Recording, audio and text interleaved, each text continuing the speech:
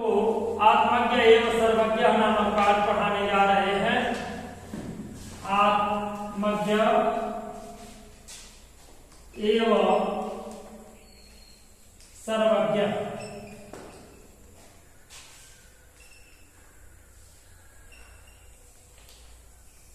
अर्थात आत्मज्ञानी ही सर्वज्ञ होता है। जिसको आत्मज्ञान की प्राप्ति होती है वही वास्तव में सब कुछ प्राप्त कर पाता है, क्योंकि जिस व्यक्ति को आत्मज्ञान की प्राप्ति हो गई वह व्यक्ति इस संसार के प्रत्येक आसक्ति रूपी वस्तुओं का परित्याग कर देता है। और जब हमारे अंदर किसी वस्तु को लेकर के कोई आसक्ति ही नहीं रहेगी तो फिर हमारे दुख का कोई कारण अन्य कार्य हो ही नहीं सकता है। आत्मज्ञान को प्राप्त कर पाना बहुत ही सरल है। आवश्यकता मात्र क्या है कि स्वयं के द्वारा यह चिंतन करना कि हमारे द्वारा जो कार्य हो रहा है वह सही है या गलत है। किसी कार्य को करने से पूर्व एक बार नहीं अपितु कई बार गहन चिंतन करना चाहिए।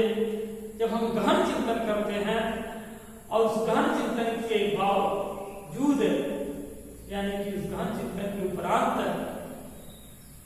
जो ज्ञान हमें प्राप्त होता है वही आत्मज्ञान होता है। तो कहता है कि आत्मज्ञानी भी सर्वज्ञ होता है।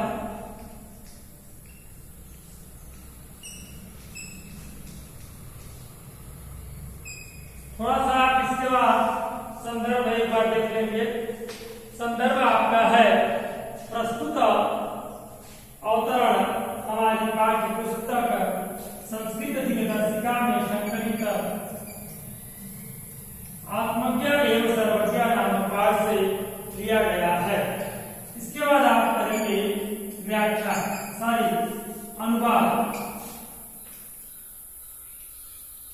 अनुवाद किताब आप ध्यान से देखिए।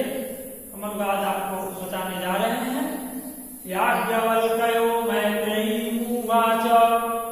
याज्ञवल्क्य ने मैत्रेयी से कहा, मैत्रेयी हे मैत्रेयी, उदस्यानाहम् असमानत अस्थानादस्मि।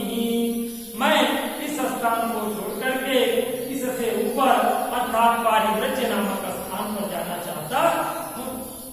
हे मैत्रेयी, मैं इस स्थान को छोड़ करके अर्थात गृहस्थ आश्रम को छोड़ करके इससे ऊपर पारिव्रज्य नामक आश्रम में जाना चाहता हूँ। तते अस्ततस्ते अन्या कात्यायन्या विच्छेदं करवाणि। इसलिए मैं अपनी दूसरी पत्नी कात्यायनी से तुम्हारी संपत्ति का बंटवारा कर देना चाहता हूँ। याज्ञवल्क्य ने मैत्रेयी से कहा कि हे मैत्रेयी, मैं इस आश्रम को अर्थात गृहस्थ आश्रम को छोड़ करके इससे ऊपर पारिव्रज्य नामक आश्रम में जाना चाहता हूँ। इसलिए मैं अपनी दूसरी पत्नी कात्यायनी से संपत्ति का बंटवारा कर दूं। मैत्रेयी उवाच। मैत्रेयी ने कहा, यदि हम सर्वा पृथ्वी वित्तेन पूर्णा स्यात्। हे देव, यदि यह संपूर्ण पृथ्वी धन से पूर्ण हो जाए तद किम तेना अहमृतम अस्यामिति। तो क्या उससे मैं अमर हो जाऊंगी। हे देव, यदि यह संपूर्ण पृथ्वी धन से पूर्ण हो जाए तो क्या उससे मैं अमर हो जाऊंगी। याज्ञवल्क्यो उवाच। याज्ञवल्क्य ने कहा, नेति नहीं। यथैवोपकरणवातं जीवितं जीवनं तथैव ते जीवनं स्यात्। जैसे ही साधन संपन्न और धनवानों का जीवन होता है वैसा ही तुम्हारा भी जीवन होगा। जैसा ही साधन संपन्न और धनवानों का जीवन होता है वैसा ही तुम्हारा भी जीवन होगा। अमृतत्व तु नास्ति वित्तेनेति। धन से अमरता की आशा नहीं की जा सकती।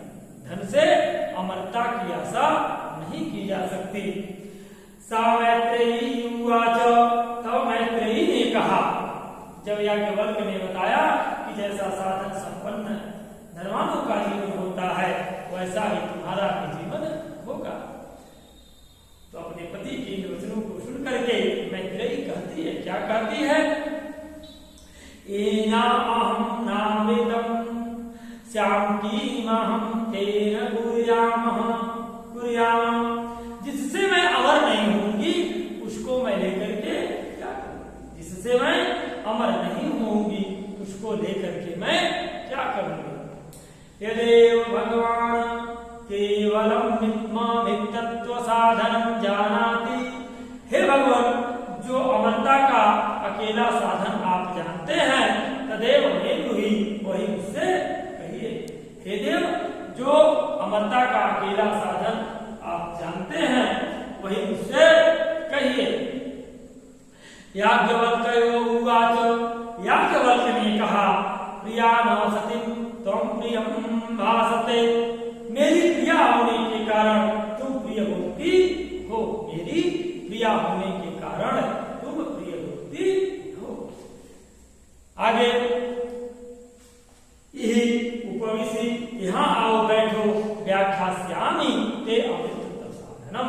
मैं तुम्हारे लिए अमरता के साधन की व्याख्या करता हूँ। यहाँ आओ बैठो, मैं तुम्हारे लिए अमरता के साधन की व्याख्या करता हूँ। याज्ञवल्क्यो उवाच, याज्ञवल्क्य ने कहा, न वा अरे मैत्रेयी पत्युः कामाय पति प्रिय भवति। अरे मैत्रेयी, पति की कामना अर्थात इच्छा पूर्ति के लिए पत्नी को पति प्रिय नहीं होता। अरे मैत्रेयी, पति की कामना अर्थात इच्छा पूर्ति के लिए पत्नी को पति प्रिय नहीं होता। फिर कहते हैं, आत्मनस्तु वै कामाय पति प्रियो भवति। बल्कि पत्नी की इच्छा अर्थात कामना की पूर्ति के लिए पत्नी को पति प्रिय होता है, किंतु पत्नी की कामना पूर्ति अर्थात अपने की इच्छा पूर्ति के लिए पत्नी को पति प्रिय होता है। एक कात्यायनी, पति की कामना अर्थात इच्छा पूर्ति के लिए पत्नी को पति प्रिय नहीं होता, किंतु अपनी कामना अर्थात इच्छा पूर्ति के लिए उसे पति प्रिय होता है। न फिर आगे कहता है, जाया न वा अरे जायायाः कामाय जाया प्रियो भवति। आगे कहते हैं कि न ही पत्नी की कामना पूर्ति के लिए पति को पत्नी प्रिय होती है, न ही पत्नी की कामना अर्थात इच्छा पूर्ति के लिए पति को पत्नी प्रिय होती है। और फिर आगे देखिए, आत्मनस्तु वै कामाय जाया प्रिया भवति। बल्कि अपनी इच्छा पूर्ति के लिए पति को पत्नी प्रिय होती है, बल्कि अपनी इच्छा पूर्ति के लिए पति को पत्नी प्रिय होती है। न वा अरे पुत्रस्य वित्तस्य च कामाय पुत्रो वित्तं वा प्रियं भवति। अरे पुत्र और धन की कामना अर्थात इच्छा के लिए माता पिता को पुत्र और धन प्रिय नहीं होते। अरे पुत्र और धन की कामना अर्थात पूर्ति के लिए माता पिता को पुत्र और धन प्रिय नहीं होते, बल्कि आत्मनस्तु कामाय पुत्रो वित्तं वा भवति। किंतु अपनी कामना अर्थात इच्छा पूर्ति के लिए पुत्र और धन प्रिय होते हैं। अपनी कामना और इच्छा पूर्ति के लिए पुत्र और धन प्रिय होते हैं। एक बार इसको पूरा देखिए, नवा अरे यहाँ देखिए, नवा अरे पुत्रस्य वित्तस्य च कामाय पुत्रो वित्तं वा प्रियं भवति। आत्मनः आत्मनस्तु वै कामाय पुत्रो वित्तं वा प्रियं भवति। अरे पुत्र और धन की कामना अर्थात पूर्ति के लिए माता पिता को पुत्र और धन प्रिय नहीं होते, बल्कि अपनी कामना के लिए पुत्र और धन प्रिय होते हैं। न वा अरे सर्वस्य कामाय सर्वप्रियं भवति। अब कहते हैं कि अपनी कामना पूर्ति के लिए सब प्रिय होते हैं।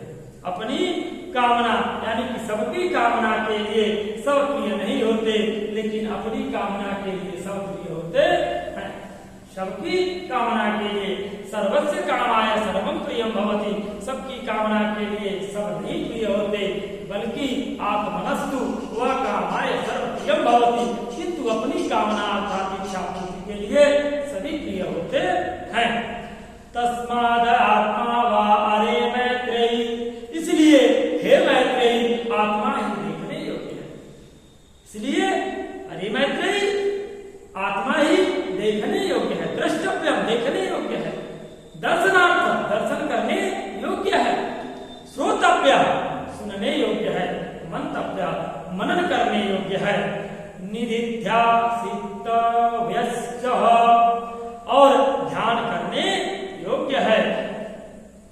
आत्मनः खलु इंदु दर्शनेन सर्व